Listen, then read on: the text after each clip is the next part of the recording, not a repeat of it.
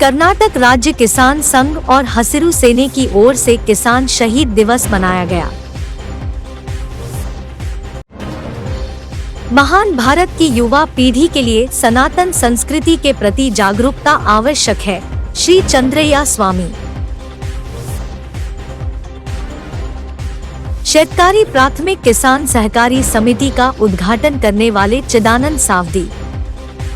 अलग तरीके से मनाया गया शफी बेन्नी इनका जन्मदिन। दमकल कर्मियों ने कुएं में गिरी गाय को बचाया। केआरएस पार्टी का दुरुपयोग कर रहे 2 लोगों के खिलाफ विरोध प्रदर्शन।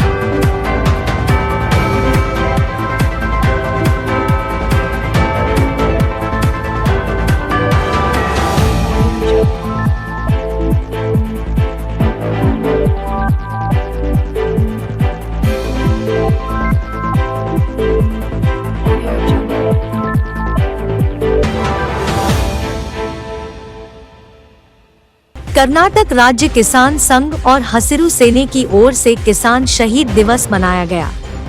कर्नाटक राज्य किसान संघ और हसिरू सेना की तालुक यूनिट द्वारा शिवयोगी सर्कल में प्रोफेसर नंजुंडस्वामी के फोटो की पूजा करके किसान शहीद दिवस मनाया गया। उन्होंने मीडिया के माध्यम से बताया कि हर गांव में जाकर अधिक से अधिक किसानों को संगठित करेंगे। आने वाले दिनों में अन्य के खिलाफ सरकारों से लड़ने की जरूरत है।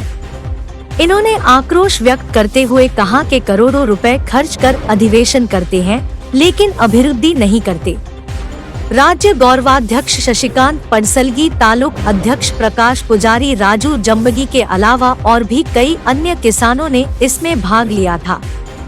बेलगाम एक्सप्रेस के लिए पीरू नंदेश्वर की रिपोर्ट।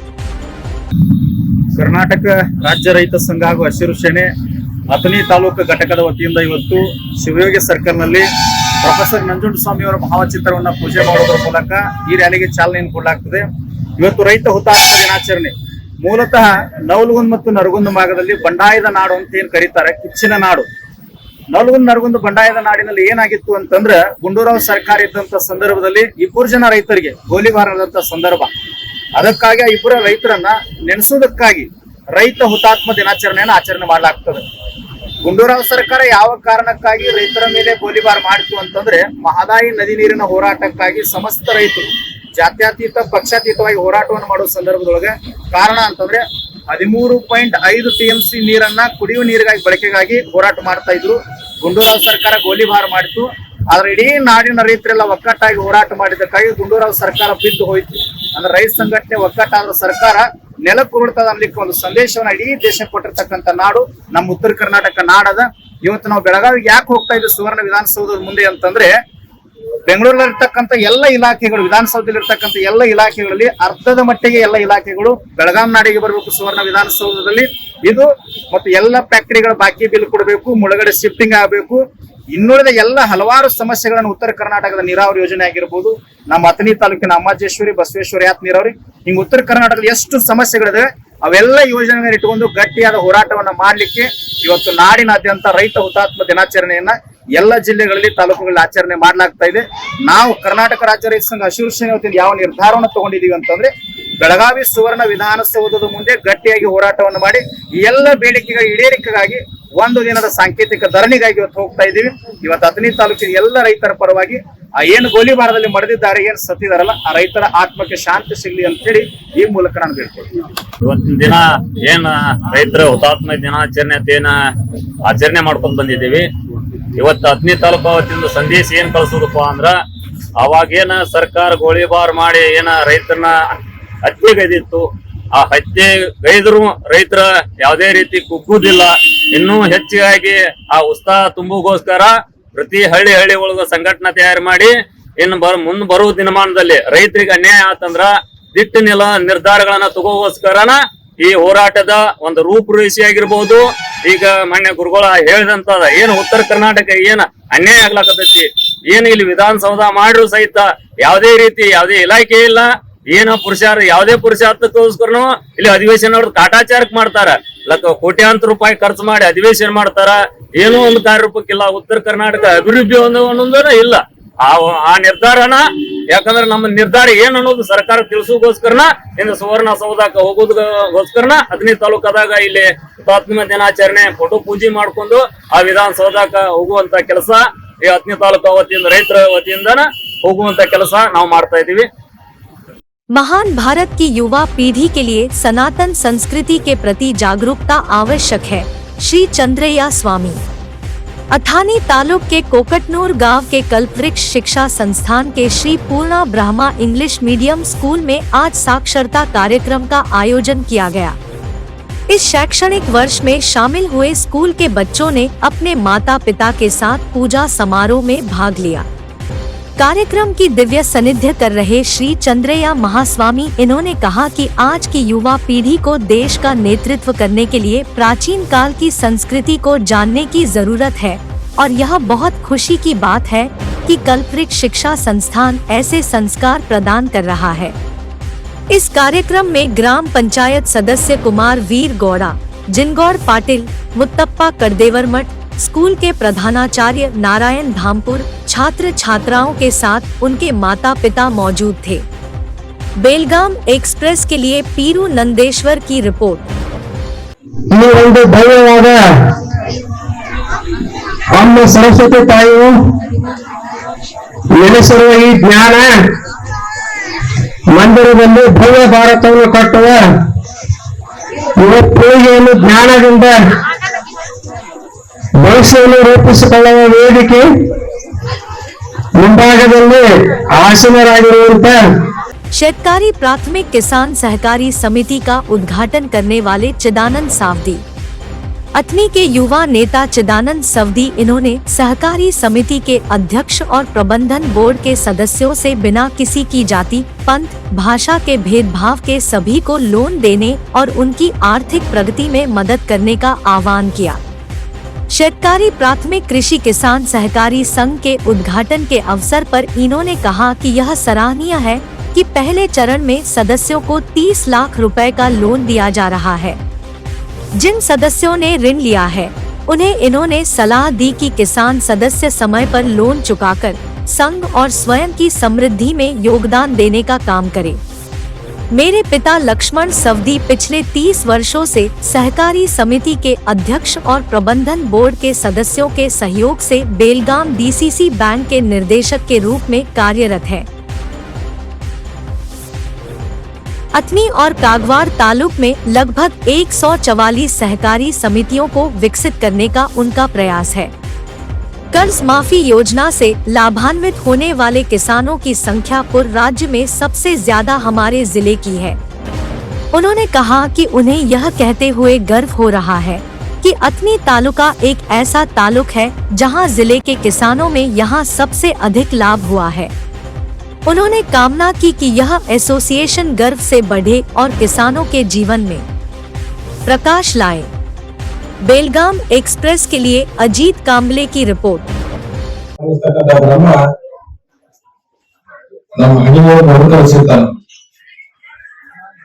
ಪ್ರತಿನಿತ್ಯ ತಿನ್ನುವಂತ ಅನ್ನದ ಮೇಲೆ ಕೂಡ ಅವರು ಹೆಸರು ಬದಲಿಸ್ತಾರೆ. ಅದಕ್ಕೆ ಹೇಳುವಂತ ಧಾನ್ಯಕ್ಕೆ ಖಾನೆ ಬರಲ್ಲ ಅಂತ ಮಾತು ಯಾಕೆ ಹೇಳ್ತೀನಿ ಅಂತಂದ್ರೆ ಕಾರ್ಯಕ್ರಮಕ್ಕೆ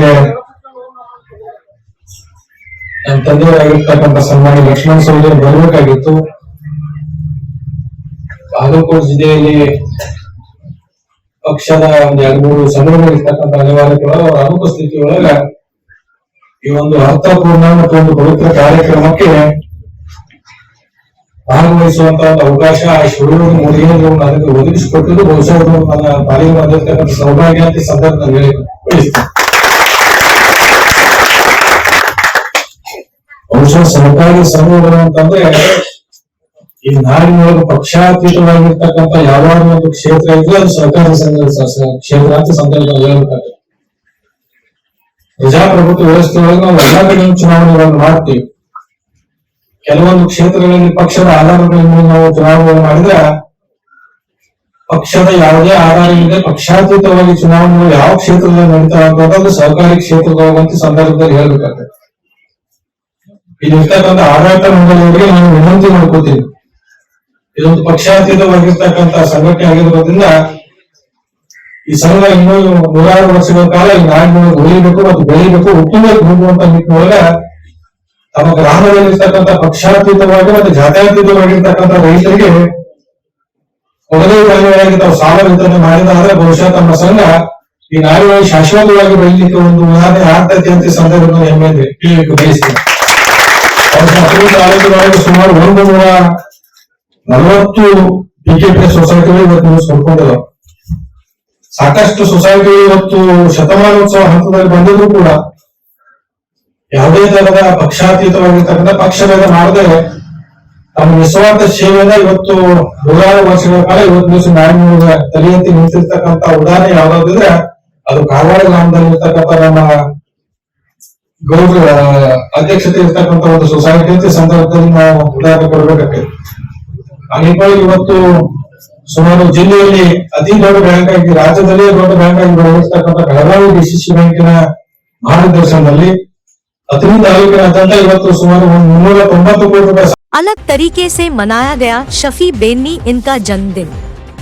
बेलगाम जिले के रामदुर्ग शहर में श्री ओम साई ग्रुप और मित्र मंडल की ओर से कांग्रेस नेता शफी बेन्नी इनका जन्मदिन कुछ अलग तरीके से मनाया गया। यह कहना जरूरी है कि जन्मदिन तो सभी मनाते हैं, लेकिन यहाँ एक अलग तरह से इनके जन्मदिन को मनाया गया है। इन्होंने रामदुर्ग के हर कॉलेज का दौरा किया और वहाँ किताबें बांटी। इस मौके पर इन्होंने डॉक्टर बाबा साहब अम्बेडकर के व्यापक लेखन और भाषण, संविधान पढ़े शीर्षक वाली पुस्तकों का वितरण विशेष रूप से किया। बीजेपी नेता विजय नायक इन्होंने कहा कि बिना किसी जाति या धर्म के सभी के साथ समान व्यवहार करने वाले और निष्पक्ष रूप से काम करने वाले व्यक्ति है शफी बेन्नी। इस अवसर पर केपीसीसी सदस्य सुरेश फतेपुर, ब्लॉक कांग्रेस अध्यक्ष जीबी रंगनगौड़, इस्माइल हवालदार, नगर कांग्रेस अध्यक्ष कृष्णगौड़ पाटिल, श्री ओम साई समूह के अध्यक्ष संजू नलवड़े, पूर्व नगर परिषद अध्यक्ष राजू माने और मित्र मंडल के सभी सदस्य उपस्थित थे। रामदुर्ग से बेलगाम एक्सप्रेस के लिए एम के यादवाड़ की रिपोर्ट। ಮೊಹಮ್ಮದ್ ಶಫಿ ಬೆನ್ನಿ ಅವರಿಗೆ ಮೊದಲನೇದಾಗಿ ಹಾರ್ದಿಕ ಹುಟ್ಟುಹಬ್ಬದ ಶುಭಾಶಯಗಳು. ಆಮೇಲೆ ಅವ್ರ ಪ್ರಯುಕ್ತವಾಗಿ ಮಾಡಿದಂತ ಒಂದು ಹುಟ್ಟುಹಬ್ಬದ ಪ್ರಯುಕ್ತವಾಗಿ ಮಾಡಿದಂತ ಎಲ್ಲಾ ಶಾಲಾ ಕಾಲೇಜುಗಳಿಗೆ ಪಠ್ಯಪುಸ್ತಕ ಅನ್ನುವಂತ ಪಠ್ಯಪುಸ್ತಕ ಅಂತಲ್ಲ, ಅದು ಸಂವಿಧಾನ ಅರಿವು ಮೂಡಿಸುವಂತ ವಿಚಾರಕ್ಕಾಗಿ ಅದು ಬಾಬಾ ಸಾಹೇಬ್ ಅಂಬೇಡ್ಕರ್ ಬರೆದಂತ ಒಂದು ಗ್ರಂಥವನ್ನ ಅದನ್ನ ಈ ಲೈಬ್ರರಿಯಲ್ಲಿ ಇಟ್ಟು ಎಲ್ಲಾ ಮಕ್ಕಳಿಗೆ ಒದಗಿಸುವಂತ ವ್ಯವಸ್ಥೆಯಲ್ಲಿ ಎಲ್ಲಾ ಕಾಲೇಜ್ PU ಕಾಲೇಜ್ಗೆ ಆಮೇಲೆ ಎಲ್ಲಾ ಕಾಲೇಜಿಗೆ ಒದಗಿಸ್ಕೊಂಡಿದ್ದೀವಿ. ಆಮೇಲೆ ಸಾಯಂಕಾಲ ಈ ಶುಭ ಸಂಜೆಯಲ್ಲಿ ಎಲ್ಲಾ ವಿದ್ಯಾರ್ಥಿಗಳಿಗೆ ಅಂದ್ರೆ PU ಕಾಲೇಜಲ್ಲಿ PU ಇದರಲ್ಲಿ ತೇರ್ಗಡೆ ಆದ 90ಕ್ಕಿಂತ ಅಂಕ ಜಾಸ್ತಿ ಪಡೆದಂತ ಎಲ್ಲಾ ವಿದ್ಯಾರ್ಥಿಗಳಿಗೆ ಶಫಿ ಬೆನ್ನಿ ಅವರ ಹುಟ್ಟುಹಬ್ಬದ ಪ್ರಯುಕ್ತವಾಗಿ ಎಲ್ಲರಿಗೂ ಸನ್ಮಾನ ಸಮಾರಂಭ, ಅವ್ರಿಗೆ ಒಂದು ಸಣ್ಣ ಅಳಿಲು ಸೇವೆ ಅನ್ನುವಂತ ವಿಚಾರವಾಗಿ ಮಾಡಿದ್ದೀವಿ. ಆಮೇಲೆ ಈ SSLCಯಲ್ಲಿ ಎಲ್ಲ ಟಾಪರ್ ಅಂತ ಬಂದಂತ ಸುಮಾರು 625ಕ್ಕೆ 625 ತಗೊಂಡಂತ 2 ವಿದ್ಯಾರ್ಥಿಗಳಿಗೆ ಅವ್ರಿಗೂ ಕೂಡ ಸನ್ಮಾನ ಮಾಡಿ ಈ ಕಾರ್ಯಕ್ರಮನ ಯಶಸ್ವಿಗೊಳಿಸಿದ್ವಿ. ಹಾಗೂ ಎಲ್ಲರಿಗೂ ಶುಭ ಸಂಜೆಯ ಶಫಿ ಬೆನ್ನಿ ಅವರ ಕಡೆಯಿಂದ ಶುಭಾಶಯಗಳು ಹೇಳ್ತಾರೆ. ಆತ್ಮೀಯ ಮಿತ್ರ ಅಂತ ಮೊಹಮ್ಮದ್ ಶಫಿ ಬೆನ್ನಿ ಅವ್ರದ್ದು ಇವತ್ತು 52ನೇ ಜನ್ಮದಿನವನ್ನ ಆಚರಿಸ್ಕೊಳ್ತಾ ಇದ್ದಾರೆ. ಎಲ್ಲ ಹೊಸದಾಗಿ ವಿಶೇಷವಾಗಿ PUC ಮತ್ತು SSLCಗಳಲ್ಲಿ ಹೆಚ್ಚಿನ ಅಂಕಗಳನ್ನ 90ಕ್ಕಿಂತ ಹೆಚ್ಚಿನ ಅಂಕಗಳನ್ನ ಗಳಿಸಿದವರಿಗೆ ಬಹುಮಾನವನ್ನ ಕೊಟ್ಟು ತಮ್ಮ ಜನ್ಮದಿನವನ್ನು ಆಚರಿಸ್ತಾ ಇದ್ದಾರೆ. ಹೀಗಾಗಿ ನನಗೆ ಆತ್ಮೀಯ ಮಿತ್ರರಾಗಿದ್ದಾರೆ, ಪಕ್ಷಾತೀತ ವ್ಯಕ್ತಿಯಾಗಿದ್ದಾರೆ, ಒಳ್ಳೆಯ ಜೀವನವನ್ನ ರೂಢಿಸಿಕೊಂಡಿದ್ದಾರೆ. ಯಾವುದೇ ವಿಷಯಗಳಲ್ಲಾಗ್ಲಿ ಧರ್ಮ ಜಾತಿ ಪಕ್ಷ ಇವನ್ನೆಲ್ಲ ಬಿಟ್ಟು ಒಂದು ಮೇರು ವ್ಯಕ್ತಿತ್ವದ ವ್ಯಕ್ತಿ ಆಗಿದ್ದಕ್ಕೆ ಇವತ್ತು ಎಲ್ಲರೂ ಸೇರಿ ಅವ್ರ ಜನ್ಮದಿನವನ್ನ ಆಚರಿಸಲಿಕ್ಕೆ ಬಯಸಿದ್ದೇವೆ. ದೇವರು ಅವರಿಗೆ ಇನ್ನೂ ಆಯುಷು ಆರೋಗ್ಯ ಯಶಸ್ಸನ್ನ ನೀಡಲಿ ಅಂತ ಈ ಸಂದರ್ಭದಲ್ಲಿ ಬಯಸ್ತೀವಿ. दमकल कर्मियों ने कुएं में गिरी गाय को बचाया। बेलगाम जिले के कागवाड़ तालुक के कैंपवाड़ गांव में एक घटना घटी है, जहां एक गाय फिसलकर कुएं में गिर गई और स्थानीय लोगों की मदद से दमकल कर्मियों ने उसे बचा लिया है। आज दोपहर ग्रामीणों ने गाय को कुएं में गिरते देखा तो उन्होंने अपनी दमकल विभाग को फोन कर इसकी जानकारी दी। दमकल कर्मी बचाव उपकरण के साथ मौके पर पहुंचे। थानाधिकारी YB कौजलगी इनके नेतृत्व में करीब 1 घंटा 20 मिनट की मुशक्कत के साथ गाय को जिंदा बचा लिया गया। इस बचाव अभियान में YB कौजलगी, प्रशांत चौहान, प्रकाश आलीशेट्टी, रविंद्र संगम, संजीव चौगला, संतोष चौगला, शिवैया मठपति, सुरेश मदर, नीलप्पा हैरवाड़े सहित और भी कई ग्रामीण शामिल थे। बेलगाम एक्सप्रेस के लिए अजीत कांबले की रिपोर्ट। KRS पार्टी का दुरुपयोग कर रहे 2 लोगों के खिलाफ विरोध प्रदर्शन। एडवोकेट और KRS पार्टी बेलगाम के जिला कानूनी सलाहकार रहे परप्पा अंतक कन्वर और सिद्धप्पा हीरुर, इनके खिलाफ लोगों ने किया विरोध प्रदर्शन। इन्होंने कहा कि सिद्धप्पा हीरुर खुद को KRS पार्टी का कार्यकर्ता और स्टूडेंट बताता है, लेकिन हमने उसे कभी कॉलेज जाते हुए नहीं देखा है। ये असामाजिक गतिविधियां जैसे गांव में अवैध शराब बेचना, गांजा पीना, छात्राओं को छेड़ना, किसी और के नाम पर सिम कार्ड का उपयोग करना आदि में लिप्त है। ये ऐसे कामों से माहौल को खराब कर रहा है। इसके खिलाफ हुली और तेग्गीहाल गांव के सैकड़ों प्रभावितों ने सवदत्ती में विरोध प्रदर्शन किया और तहसीलदार से इन दोनों के खिलाफ उचित कार्रवाई की मांग की है। सवदत्ती से बेलगाम एक्सप्रेस के लिए IM फणिबंद की रिपोर्ट। ಈ KRS ಪಕ್ಷದ ಬೆಳಗಾವಿ ಜಿಲ್ಲಾ ಘಟಕದ ಕಾನೂನು ಸಲಹೆಗಾರ ಏನದ ಪರಪ್ಪ ಸಂತಕ್ಕವ್ರ ಅಂತ ಹೇಳಿ ಅವನ ವಕೀಲರು ಅವ್ರು ಏನ್ ಮಾಡ್ತಾ ಇದಾರೆ, ಪೂರ್ತಿ ನಮ್ದು ಹಿರಿಯರ ಆಸ್ತಿ ಅಂತಮ್ರ ಜಗಳ ಐತಿ, ನಮ್ದು ಅವ್ರಿಗೆ ನಮ್ಮ ಕುಟುಂಬ ನಮ್ಮ ಅವರಪ್ಪರ ಅಂತಮ್ರ ಅವ್ರಿಗೆ ನಮ್ಗೆ ವೈಯಕ್ತಿಕ ಜಗಳ ಐತಿ. ಆ ವೈಯಕ್ತಿಕ ಜಗಳನ್ನ ಸರಿಯಾಗಿ KRS ಪಕ್ಷದವರಿಗೆ ಸರಿಯಾಗಿ ಅದನ್ನ ಮಾಹಿತಿ ಕೊಡದೆ ಅವ್ರಿಗೆ ಏನ್ ಮಾಡ್ಯಾರ, ತಮ್ಮದ ಏನೈತೆ ಆಲೋಚನೆಗಳನ್ನ ಅವ್ರ ತಲೆಗೆ ತುಂಬಿದಾರ. ಅವ್ರ ತುಂಬಿ ಅವ್ರಿಗೆ ಒಂದ್ಸರಿ ಮಾಹಿತಿ ಕೊಟ್ಟ ಅವ್ರ ನಿನ್ನೆ ದಿವಸ ದಿನಾಂಕ 20 ತಾರೀಕು ಏನೈತೆ ನಿನ್ನೆ ದಿವಸ ಸವದತ್ತಿಗೆ ಕರ್ಕೊಂಡ್ಬಂದ್ರು. ಅವರಿಂದ ಇಲ್ಲಿ ಸ್ಟ್ರೈಕ್ ಮಾಡಿದ್ದಾರೆ, ಇಲ್ಲಿ ಪೊಲೀಸ್ ಇಲಾಖೆ ಮುಂದೆ ಸ್ಟ್ರೈಕ್ ಮಾಡಿದ್ದಾರೆ. ಯಾಕಂದ್ರೆ ಅವ್ರಿಗೆ ಏನಿದೆ, ಅವ್ರು ಇವ್ರು ಏನ್ ಹೇಳಿದ್ರ ಪ್ರಕಾರ ಅದ್ರ ಮಾಹಿತಿ ಮೇಲೆ ಅವ್ರು ಬಂದಿದ್ದಾರೆ. ಅವರು ಹಿಂದೆ ಪೂರ್ವಾಪರ ವಿಚಾರ ಮಾಡದೆ, ಇವ್ರೇನು ಜಗಳ ಐತಲ್ಲ ಪೂರ್ವಾಪರ ವಿಚಾರ ಮಾಡದೇನೆ ಇಲ್ಲಿ ಇವ್ರ ಹತ್ರನ ಬಂದಿದ್ದಾರೆ. ಏನು ವೈಯಕ್ತಿಕ ಜಗಳ ಅವ್ರದ್ದು ಏನೈತಿ, ನಿಮ್ದು ಜಗಳ ಏನೈತಿ, ನಿಮ್ಮ ಅಂತಂದ್ರ ಜಗಳ ಏನೈತಿ ಅಂತ ಕೇಳಿ ಮುಂದೆ ಅದ್ರ ಮೇಲೆ ಏನ್ ನಿರ್ಧಾರ, ಯಾರು ಸರಿ ತಪ್ಪು ಅಂತ ನಿರ್ಧಾರ ತೆಗೆದುಕೊಳ್ಳದೆ ಯಾರು ಅನ್ಯಾಯ ಮಾಡ್ಯಾರ ಅವ್ರದ ಬೆನ್ನು ತಟ್ಕೊಂಡು ಅವ್ರು ಬಂದಿದ್ದಾರೆ. ಈಗ ಅಂದ್ರೆ ಈಗ ಅವ್ರು ಬೆನ್ನು ತಟ್ಕೊಂಡು ಬಂದು ಅವ್ರ ಒತ್ತಡಕ್ಕೆ ಮಾಡೋದು ನಮ್ಮ ಮೇಲೆ ಏನಾರ, ಈಗ ನಾವು ನ್ಯಾಯಪರವಾಗಿ ನಿಂತು ನಾವೆಲ್ಲ ಅಮಾಯಕರಿಗೆ ನಮ್ಮ ಅಮಾಯಕರ ಮೇಲೆ ಯೋಜನೆ ಮಾಡಾಕತ್ತಿದ್ದಾರೆ ಅವ್ರು. ಈಗ ಹಿಂದಕ್ಕೊಮ್ಮೆ 12ನೇ ತಾರೀಕು ನವೆಂಬರ್ 2021 ಆ ತಾರೀಕಿಗೆ ನಮ್ಮನ್ನ ಹೊಲಕ್ಕೆ ಹೋಗೋ ಸಮಯದಲ್ಲಿ ಈ ವಕೀಲರು ಏನದಾರ, ಇವ್ರ ಪ್ರಚೋದನೆ ಮೇರೆಗೆ ಇವ್ರ ತಮ್ಮಂದಿರು ಮತ್ತು ತಮ್ಮನ ಮಕ್ಕ ಮತ್ತು ಅವ್ರ ಸಂಬಂಧಿಕರು ಸೇರ್ಕೊಂಡು ಟ್ರ್ಯಾಕ್ಟರ್ನ ಹಾಯಿಸಿ ಅವನ ಮೇಲೆ ಟ್ರ್ಯಾಕ್ಟರ್ನ ಹಾಯಿಸಿ ಬಡಿಗೆ ತಗೊಂಡು ಬಡದು ಕೊಲ್ಲಕ್ ಪ್ರಯತ್ನ ಮಾಡಿದ್ದಾರೆ. ಆ ಸಮಯದಲ್ಲಿ ಅಲ್ಲಿ ಹಾಕಿಕೊಂಡಿದ್ದರು, ಇದನ್ನು ಓಡಿ ಬರೋಣ ಬಿಟ್ಟು ಓಡಿದ್ದಾರೆ. ಅವ 20 ದಿನಗಳ ಕಾಲ ಬೆಳಗಾವಿ ಜಿಲ್ಲಾ ಆಸ್ಪತ್ರೆಯಲ್ಲಿ ಚಿಕಿತ್ಸೆ ಪಡೆದು ಮತ್ತೆ ಬಂದಿದ್ದಾರೆ. ಈ ಕುರಿತು ನಾವೇನು ಪ್ರಕರಣ ಐತಲ್ಲ ಪೊಲೀಸ್ ಸ್ಟೇಷನ್ ನಲ್ಲಿ ದಾಖಲಾಗಿದೆ. ಈ ದಾಖಲಾಗಿದ್ದು ಇದ್ರ ಪ್ರತಿಯಾಗಿ ಏನ್ ಮಾಡಿದವ, ಇವ್ರು ಅವ್ರ ತಮ್ಮಂದಿರ ಮೇಲೆ ಇದ್ದ ಕೇಸ್ ವಾಪಸ್ ತಗೊಳ್ಬೇಕಂತ ಹೇಳಿ ನಮ್ಮ ಮೇಲೆ, ನಾನು ಇಂಜಿನಿಯರಿಂಗ್ ಸ್ಟೂಡೆಂಟ್, ಇಂಜಿನಿಯರಿಂಗ್ ಮುಗಿದಿದೆ, IAS ಎಕ್ಸಾಮಿಗೆ ಡೆಲ್ಲಿ ಕೋಚಿಂಗ್ ಹೋಗಿ 2 ವರ್ಷ ಡೆಲ್ಲಿ ಕೋಚಿಂಗ್ ಮುಗಿಸ್ಕೊಂಡ್ ಧಾರವಾಡದಲ್ಲಿ ಓದ್ತಾ ಇದ್ದೆ. ಇವನ್ ಮೇಲೆ ಕೇಸ್ ಮಾಡಿದ್ರೆ ಇವ್ನು ನೌಕರಿ ಹತ್ತಕ್ ಆಗಂಗಿಲ್ಲ. ಅಂತಂದ್ರೆ ಇವ್ ಮೇಲೆ ಕೇಸ್ ಮಾಡಕ್ ನಾ ಇದು ಮಾಡಿದ್ರೆ ಇವ ಅವ್ರ ತಮ್ಮಂದಿರ ಮೇಲೆ ಇದ್ದಿದ್ದನ್ನ ಕೇಸ್ ವಾಪಸ್ ತಕೊಂತಾನ.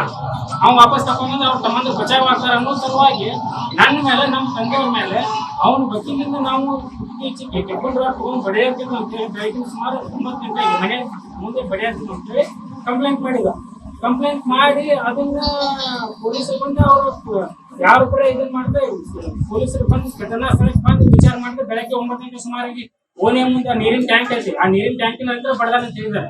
ಬೆಳಗ್ಗೆ 9 ಗಂಟೆ ಸುಮಾರಾಗಿ ನೀರು ತುಂಬಾ 1000 ಜನ ಇರ್ತಾರೆ, 100 ಜನ ಅಡ್ಡಾಡ್ತಿರ್ತಾರ ಅಲ್ಲಿ ಇದಕ್ಕೆ. ಆ ಸಮಯದಲ್ಲಿ ಬಂದು ಸ್ಥಳಕ್ಕೆ ಪರಿಶೀಲನೆ ಮಾಡಿ ನೋಡಿದಾಗ ಇವೇನ್ ಕೊಟ್ಟಿದ್ದಾರಪ್ಪ ಸುಳ್ಳು ಅಂತ ಅವ್ರಿಗೆ ಸಾಬೀತಾಗಿದೆ.